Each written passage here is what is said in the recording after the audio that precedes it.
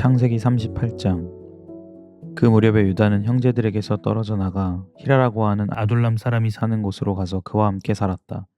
유다는 거기에서 가나안 사람 수아라고 하는 사람의 딸을 만나서 결혼하고 아내와 동침하였다.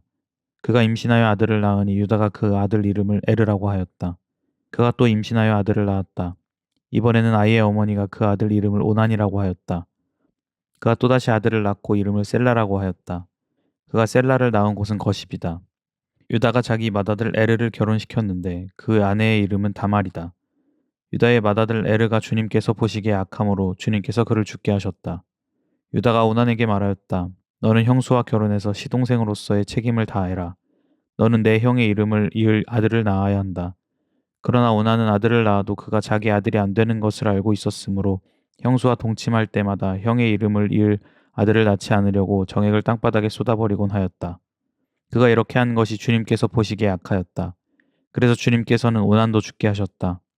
유다는 자기의 며느리 다말에게 말하였다. 내 아들 셀라가 다 클 때까지 너는 내 친정 아버지 집으로 돌아가서 과부로 살고 있거라. 유다는 셀라를 다말에게 주었다가는 셀라도 제 형들처럼 죽을지 모른다고 생각하였다. 그 뒤에 오랜 세월이 지나서 수아의 딸 유다의 아내가 죽었다. 곡을 하는 기간이 끝났을 때에 유다는 친구 아둘람 사람 히라와 함께 자기 양들의 털을 깎으러 딥나로 올라갔다. 다말은 너의 시아버지가 양털을 깎으러 딥나로 올라간다 하는 말을 전해 듣고서 과부의 옷을 벗고 너울을 써서 얼굴을 가리고 딥나로 가는 길에 있는 에나임 어귀에 앉았다. 그것은 막내 아들 셀라가 이미 다 컸는데도 유다가 자기와 셀라를 짝지어주지 않았기 때문이다. 길을 가던 유다가 그를 보았지만 얼굴을 가리고 있었으므로 유다는 그가 창녀인 줄 알았다. 그래서 유다는 그가 자기 며느리인 줄도 모르고 길가에 서 있는 그에게로 가서 말하였다. 너에게 잠시 들렀다 가마. 자, 들어가자. 그때 그가 물었다. 저에게서 들어오시는 값으로 저에게 무엇을 주시겠습니까? 유다가 말하였다. 나의 가축대에서 새끼 염소 한 마리를 보내마. 그가 물었다. 그것을 보내실 때까지 어떤 물건이든지 담보물을 주시겠습니까? 유다가 물었다. 내가 너에게 어떤 담보물을 주랴? 그가 대답하였다. 가지고 계신 도장과 허리끈과 가지고 다니시는 지팡이면 됩니다. 그래서 유다는 그것들을 그에게 맡기고서 그에게 들어갔는데 다말이 유다의 아이를 임신하게 되었다. 다말은 집으로 돌아가서 너울을 벗고 도로 과부의 옷을 입었다. 한편 유다는 자기 친구 아둘람 사람 편에 새끼 염소 한 마리를 보내고 그 여인에게서 담보물을 찾아오게 하였으나 그 친구가 그 여인을 찾지 못하였다. 그 친구는 거기에 사는 사람들에게 에나임으로 가는 길가에 서 있던 창녀가 어디 있냐고 물었다. 그러나 그들의 말이 거기에는 창녀는 없다고 하였다. 그는 유다에게 돌아가서 말하였다. 그 여인을 찾지 못하였네. 그보다도 거기에 사는 사람들이 그러는데 거기에는 창녀가 없다고 하네. 유다가 말하였다. 가질 테면 가지라지. 잘못하다가는 창피만 당하겠네. 어찌하였든지 나는 새끼 염소 한 마리를 보냈는데 다만 자네가 그 여인을 찾지 못한 것뿐일세. 석 달쯤 지난 뒤에 유다는 자기의 며느리 다말이 창녀짓을 하여 임신까지 했다는 소문을 들었다. 유다가 명하였다. 그를 끌어내서 화형에 처하여라. 그는 끌려 나오면서 시아버지에게 전가를 보냈다. 저는 이 물건 임자의 아이를 배웠습니다. 하고 말하였다. 다말은 또 말을 계속하였다. 잘 살펴보십시오. 이 도장과 이 허리끈과 이 지팡이가 누구의 것입니까? 유다는 그 물건들을 알아보았다. 그 아이가 나보다 옳다. 나의 아들 셀라를 그 아이와 결혼시켰어야 했는데 하고 말하였다. 유다는 그 뒤로 다시는 그를 가까이 하지 않았다. 다말이 몸을 풀 때가 되었는데 태 안에는 쌍둥이가 들어있었다. 아기를 막 낳으려고 하는데 한 아기가 손을 내밀었다. 산파가 진홍색 실을 가져다가 그 아이의 손목에 감고서 말하였다. 이 아이가 먼저 나온 녀석이다.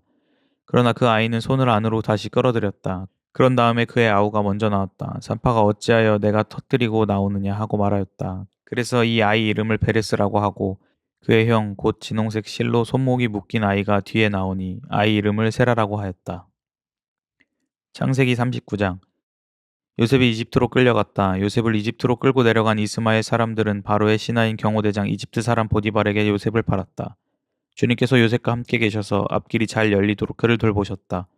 요셉은 그 주인 이집트 사람의 집에서 살게 되었다.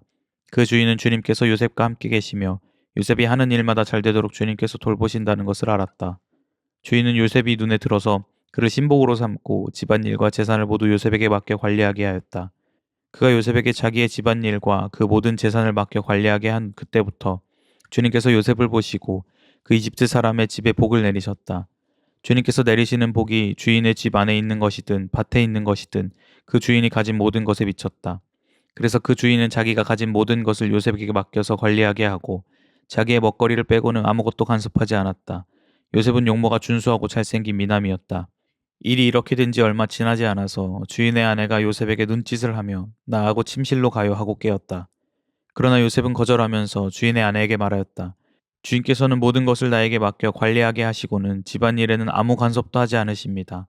주인께서는 가지신 모든 것을 나에게 맡기셨으므로 이 집안에서는 나의 위에는 아무도 없습니다.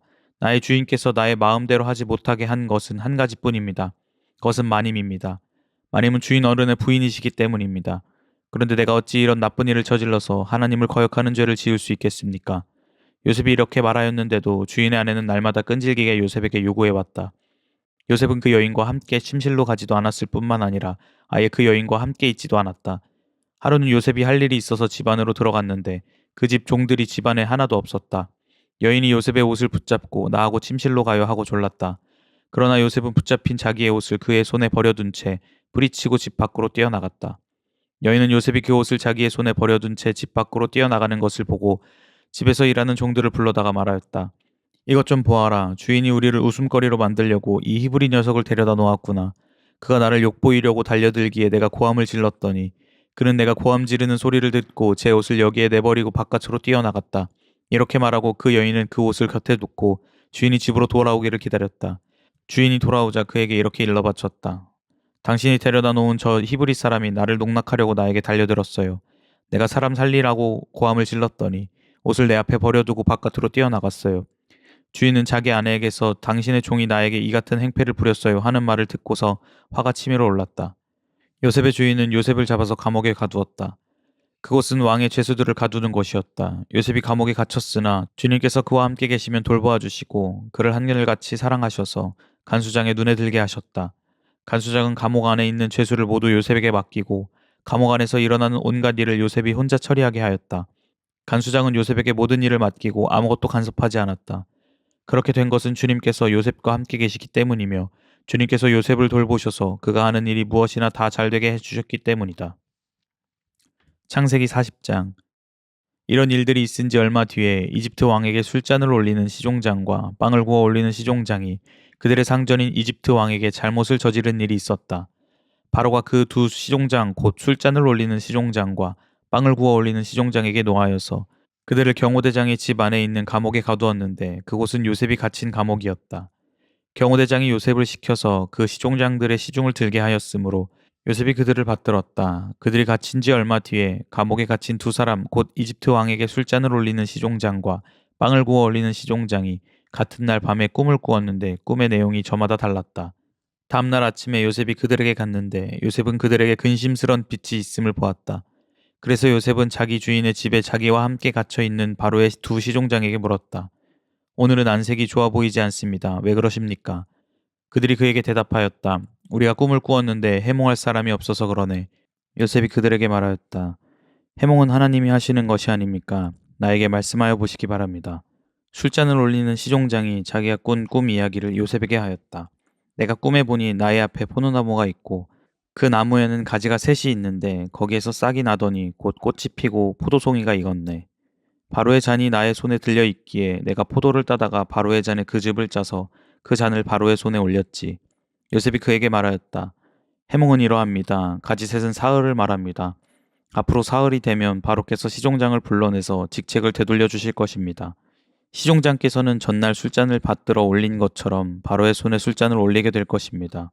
시종장께서 잘 되시는 날에 나를 기억하여 주시고 나를 따로 생각해 주시기 바랍니다. 그리고 바로에게 나의 사정을 말씀드려서 나도 이 감옥에서 풀려나게 해주시기 바랍니다.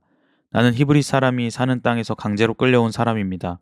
그리고 여기에서도 내가 이런 구덩이 감옥에 들어올 만한 일은 하지 않았습니다. 빵을 구워 올리는 시종장도 그 해몽을 듣고 보니 좋아서 요셉에게 말하였다. 나도 한 꿈을 꾸었는데 나는 빵이 담긴 바구니 3개를 머리에 이고 있었네. 제일 위에 있는 바구니에는 바로에게 드릴 온갖 구운 빵이 있었는데 새들이 내가 이고 있는 바구니 안에서 그것들을 먹었네. 요셉이 말하였다. 해몽은 이러합니다. 바구니 셋은 사흘을 말합니다. 앞으로 사흘이 되면 바로께서 시종장을 불러내서 목을 베고 나무에 매다실 터인데 새들이 시종장의 주검을 쪼아 먹을 것입니다. 그러한 지 사흘째 되는 날, 그날은 바로의 생일인데 왕은 신하들을 다 불러 모으고 잔치를 베풀었다. 술잔을 올리는 시종장과 빵을 구워 올리는 시종장이 신하들이 모인 자리에 불려나갔다. 바로에게 술을 따라 올리는 시종장은 직책이 회복되어서 잔에 술을 따라서 바로의 손에 올리게 되고, 빵을 구워 바치는 시종장은 매달려서 처형되니 요셉이 그들에게 해몽하여 준 대로 되었다. 그러나 술잔을 올리는 시종장은 요셉을 기억하지 못하였다. 그는 요셉을 잊고 있었다. 아멘.